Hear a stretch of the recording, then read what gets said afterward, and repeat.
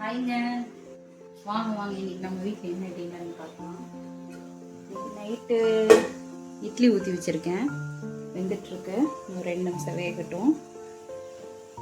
மாவு ஆட்டி வச்சிடறேன். வீட்டில் ஆட்டின மாவு தான், இன்னைக்கு தான் ஆட்டி வச்சேன். அப்புறம் பார்த்தீங்கன்னா கொஞ்சம் ஒயிட் ரைஸ் இருக்குது.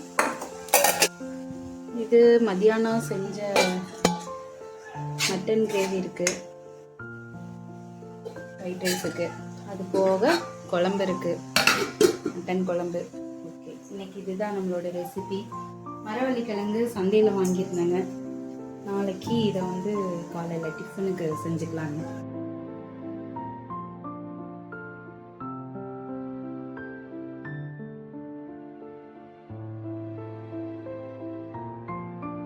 மாதிரி நைட்டு உங்கள் வீட்டில் என்ன டின்னர்?